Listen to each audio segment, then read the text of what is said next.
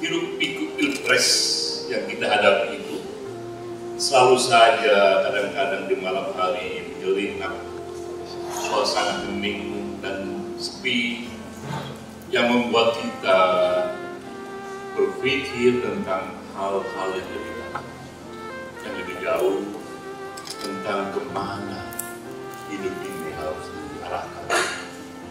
Apa makna tertinggi dari hidup? Saya teringat pertama-tama adalah kisah raja-raja kerajaan Cina di masa lalu. Saya sering mengulang-ulang kisah ini, tapi saya katakan sekali lagi. Dalam tradisi kerajaan Cina di masa lalu, ketika seorang raja baru saja diresmikan, maka hari pertama ia kerjakan adalah ia pergi ke kuburan dan ia melihat petak tanah yang sudah disiapkan. Bapak Raja sekalian, jika nanti Bapak terbaring secara abadi, di sinilah tempat berakhir raja. Yang ia kerjakan, dan ini sudah menjadi tradisi, ia lalu merenungkan. Ia lihat tanah sepetak itu, dan ia renungkan, ini menjadi tradisi di sana, pesan apa yang ia ingin tertulis di sana. Jadi ia memulai tradisi kerajaannya, ia memulai menyusun jalan pemerintahannya, justru dengan ujung, dengan bagaimana ia ingin pesan terakhir yang akan tertulis di makamnya. Jika dia ingin dikenang misalnya sebagai raja yang mensejahterakan rakyatnya, atau ia ingin dikenang sebagai disinilah berbaring raja yang menyebarkan ilmu pengetahuan, atau ia ingin dikenang disinilah raja yang menaklukkan begitu banyak teritori, maka pesan terakhir itulah yang nanti menentukan jalan pemerintahan yang dia pilih.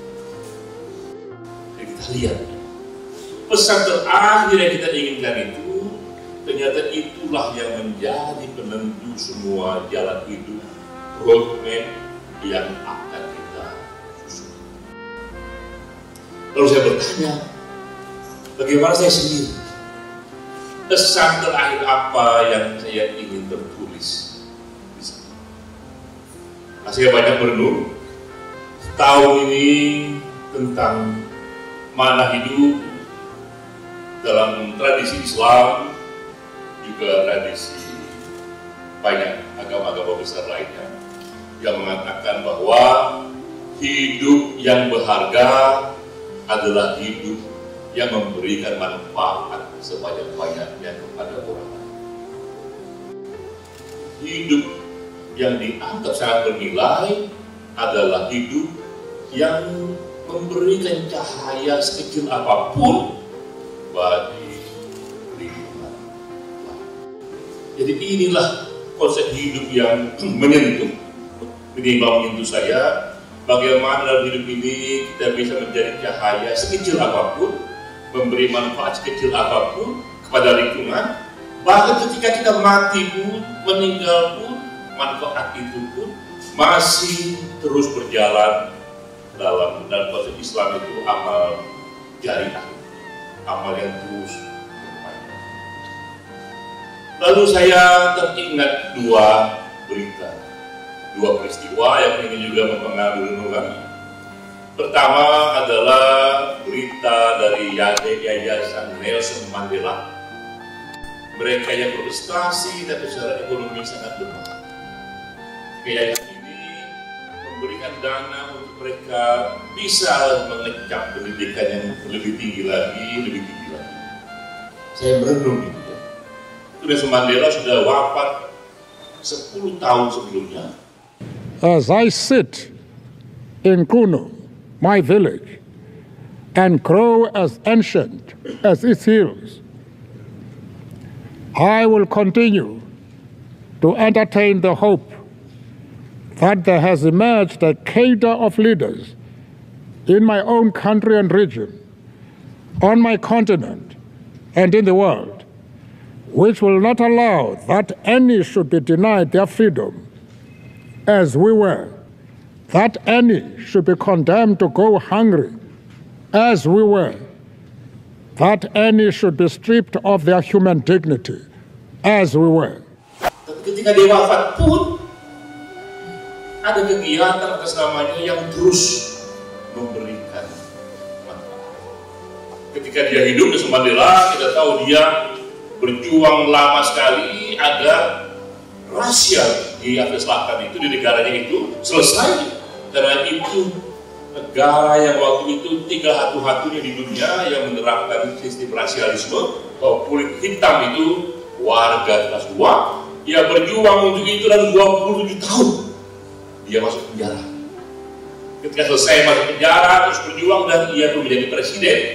Tahun 99 ia selesai menjadi presiden dan ia membuat yayasan tersebut.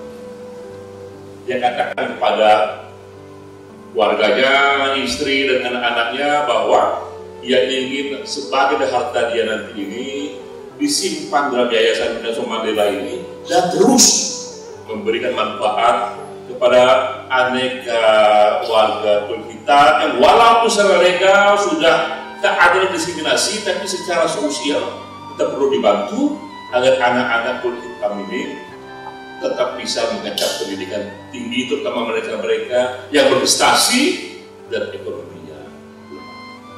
Di pertama-tama peristiwa ini, Yayasan Nelson Mandela ini saya baca lagi dan ikut meresap, mempengaruhi saya merenung dalam menemukan makna hidup dan musuh hidup.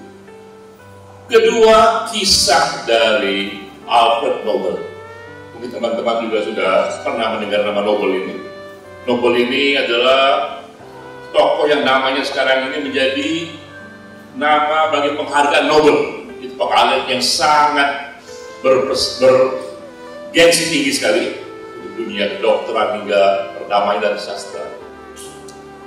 Tapi Nobel ini dimulai kisahnya justru dengan berita yang salah. Nah, ini uniknya. Alfred Nobel ini dia hidup di awal abad 19. Dia menemukan dinamit. Dinamit ini satu alat yang waktu itu berguna sekali untuk memecahkan gunung dan lain sebagainya dalam rangka membuat jalan terowongan. Tiba-tiba hari itu dia membaca berita di koran. Telah meninggal Alfred Nobel, pangeran kematian. Dan dia kaget, dia membaca berita tentang dirinya sendiri yang mati. Padahal waktu itu yang mati adalah kakaknya. Tapi media salah memberitakan, ini hal yang unik dalam sejarah ini. Yang mati itu seorang kakaknya. Dan yang lebih dia sedih lagi, nada berita itu adalah para jurnalis bersukaria Alfred Nobel mati. Karena dianggap dialah pangeran kematian, dan betapa penemuannya itu, dinamit itu, yang awalnya ia maksudkan untuk ilmu pengetahuan, untuk perkembangan masyarakat, dinamit bisa digunakan untuk memecahkan gunung sehingga jalan bisa dibuat di bawah gunung melalui terowongan. Tapi oleh politisi saat itu dinamit digunakan sebagai bahan untuk perang. Sehingga akibatnya hanya gara-gara dinamit orang mati-matinya minta ampun, hancur badannya. Jika melalui senapan biasa orang mati tertembak dan mati seperti biasa, kalau dinamit yang digunakan itu badannya hancur berkeping-keping. Akibat dinamit digunakan dalam perang, Nobel pun kaya raya, dibeli itu produknya itu.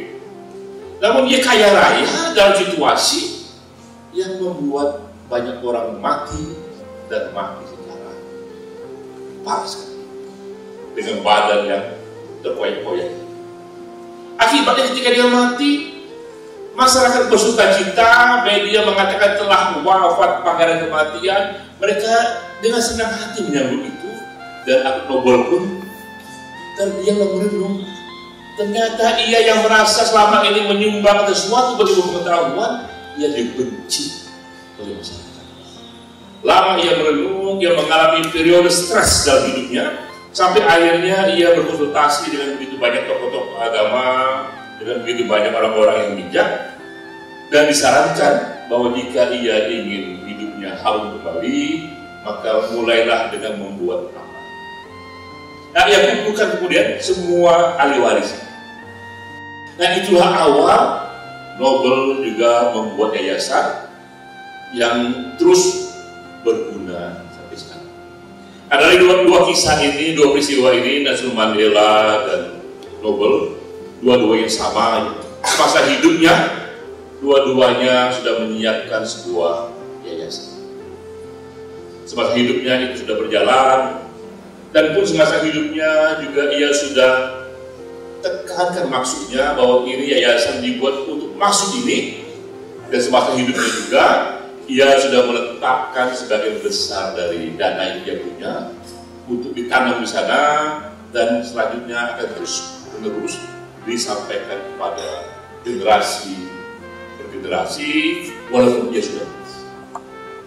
Nah, dua kisah ini yang kemudian menyentuh saya, bahwa bagus sekali jika kita juga membuat, saya pribadi membuat sesuatu ketika usia ini sudah usia lansia ini, 60 tahun itu sudah usia lansia. Berapa kali saya makan di restoran itu dapat kortis 10% itu. Dan kadang-kadang berapa kali juga pemilik restoran nggak terlalu yakin berapa usia saya, jalannya dulu Bapak, boleh lihat KTP-nya Pak. Karena dibilang saya nampak lebih mudah katanya. Jadi usia lansia ini pun saya mulai berpikir apa lagi yang bisa dikerjakan yang memberikan satu manfaat bagi lingkungan. Bahkan manfaat ini pun berlanjut ketika kita pun sudah dipanggil Tuhan, sudah wafat, sudah mati. Lalu tahun-tahun ini kita share renungan, ya, masa-masa pribadi, tapi apa di-share sebagai kisah-kisah yang juga bisa memberikan inspirasi. Saya ajak dua anak saya bicara, Raffi dan Rami. Dibilang saya, rezeki ayah ini tidak banyak, tapi walaupun nggak banyak, minimal sudah diniatkan bahwa nanti rezeki yang ayah dapat ini itu sebagian saja buat kamu sama adikmu, untuk Raffi dan Rami sebagian saja. Sebagian lagi kamu harus ikhlaskan. Ayah akan menanamkan ini dalam sebuah yayasan. Dan yayasan inilah yang nanti akan terus menjalankan apa yang menurut ayah penting dilakukan. Saya ceritakan pada anak ini tentang konsep amal jariah, juga tentang konsep dalam dunia-dunia lainnya, betapa harta itu adalah titipan, betapa hidup kita ini adalah berkah, dan berkah yang sebesar-besarnya itu jika ada giving back to society, ada yang dikembalikan kembali kepada masyarakat. Nah, anak-anak saya tahu bahwa saya ini mulai dari mahasiswa yang sangat kiri sekali, nggak punya uang untuk kuliah, hanya bisa kuliah jika menulis di koran dalam rangka dapat untuk bayar uang kuliah. Dan sekarang ada rezeki datang, yang pastilah ini rezeki ini ada maksudnya. Dan ada juga di dalamnya itu titipan buat orang. Jadi kamu berdua mohon ikhlas juga jika nanti tidak semuanya harta yang punya ini Tuhan. Nah, mereka tidak ada masalah. Karena bagi mereka yang punya ayah, yang terserah ayah. Dan mereka sendiri merasa bangga jika memperoleh apapun dari tangannya sendiri. Nah, saya pun mulai merenung soal bagaimana di usia 60 tahun ini mulai menyiapkan juga satu amal jariah, satu kerja-kerja yang dari sekarang disiapkan, tapi kemudian bisa berlanjut walaupun sudah wafat seperti yang dialami Nelson Mandela, dialami Arthur Nobel. Walaupun saya mengerjakan dalam skala yang sangat-sangat kecil, yang jauh lebih kecil, tapi yang penting sama gagasan bahwa ada ikhtiar di sana, bahwa ada keinginan di sana untuk giving back to society, power of giving, melakukan apa yang kita anggap bisa untuk juga tetap memberi berkah walaupun kita sudah tiada. Saya tidak tahu apakah ini percakapan tentang tiada ini terlalu cepat ini bagi teman-teman yang usianya belum 60 tahunan ya. Tapi kalau kita umur 60 tahun bicara, selalu ada unsur-unsur ini, ya. Unsur-unsur tiada-tiada ini. Nah, saya sendiri sebenarnya sudah mengerjakannya cukup lama kegiatan ini. Di tahun 2012 saya kerjakan kegiatan Indonesia Tanpa Diskriminasi. Juga yang sifatnya benar-benar dalam rangka amal. Juga kegiatan yang kemudian direkam dalam sastra, masuk ke sekolah, musik esai. Lalu terakhir ini kegiatan esoterika, bagaimana kita melihat semua agama ini adalah warisan bersama, kekayaan kita, hal yang sangat bagus sekali. Kita renungkan apa yang menjadi samudra common denominatornya yang ada di semua agama itu. Hal itu sudah saya kerjakan dengan dana yang saya kumpulkan diri. Namun mungkin di usia 60 tahun ini saatnya semua kegiatan itu lebih dieksekusi secara lebih sistematik. Sebelumnya dia sporadis saja, tapi sekarang mungkin akan dikerjakan lebih sistematik lagi dengan satu yayasan yang lebih dikokohkan dengan orang-orang yang ditunjuk, sehingga akhirnya ketika saya perlu renta, saya tidak tahu berapa usia tidak akan dipanggil Tuhan. Cuma saya katakan kepada teman-teman, juga kepada semua keluarga, bahwa saya ini mungkin di keluarga kita orang pertama yang berniat untuk hidup di atas 100 tahun. Saya bilang ke teman-teman dan anak-anak saya membaca, menonton Blue Zone di Netflix itu mengenai wilayah-wilayah spot-spot di dunia yang orang-orang yang banyak sekali hidupnya di atas usia 100 tahun. Jadi teman-teman juga, ini saya niatkan ini, jika Tuhan mengizinkan, saya pun meniatkan hidup di atas 100 tahun dan sains memberikan caranya. Jadi ada cara yang oleh sains itu dieksplor. Jadi kenapa ini di Okinawa, Jepang, di beberapa tempat lain banyak orang hidup lebih di atas 100 tahun. Ditemukan beberapa hal yang menjadi fokusnya untuk apa bagus dikerjakan oleh mereka yang sudah usianya lansia. Pertama itu prinsipnya seperti prinsip juga dalam hadis Nabi Muhammad itu ya, bahwa berhentilah makan sebelum kenyang. Jadi perut kita ini sebisa mungkin kalau makan disisakan 30% ruangan yang masih kosong, karena di sana bisa bagus ada sirkulasi. Kedua, setiap hari dimanapun kamu berada, bergeraklah. Minimal berjalan kaki selama 30 menit sampai 1 jam. Maka sekarang di mobil saya itu saya selalu ada sepatu olahraga. Kapan pun ada waktu, kadang-kadang siang hari, saya pergi ke mall, jalan kaki di mall, itu muter di mall. Kalau dari bapak di pulang balik minum tadi, itu muter saja. Yang penting bergerak. Kenapa dipilih mall? Karena mall itu ada AC-nya, lebih dingin. Nah ketiga yang juga penting adalah berkumpullah dengan orang-orang yang kita cintai. Komunitas itu penting. Sekarang ini teman-teman kita sudah kenal sejak lama.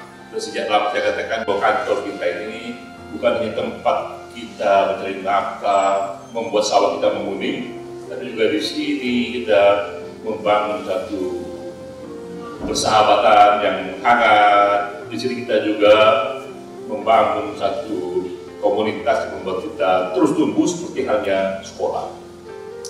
Jadi yang ketiga komunitas yang membuat kita tenang, hangat juga penting. Yang keempat yang buat orang juga panjang usianya punya yang disebut sense of purpose. Dalam hidup ini harus ada tujuan yang lebih tinggi sekedar dari kepentingan pribadi. Jadi saya pun sudah ada di satu sisi yang merasa banyak sekali puncak gunung yang saya sudah lalui itu, termasuk juga perolehan harta, tapi ternyata bukan di situ makna tertingginya. Jadi harus ada tujuan tertinggi yang lebih jauh lagi yang kita mainkan, dan itu ternyata efeknya juga membuat kita berubah. Jadi seandainya bisa dicapai di 100 tahun, alhamdulillah. Seandainya tidak tercapai juga, dari kisah tadi kita tahu bahwa Albert Nobel itu ternyata usianya jauh lebih panjang dari kematiannya. Jalur Rumi masih dikutip itu usianya padahal dia sudah mati 800 tahun.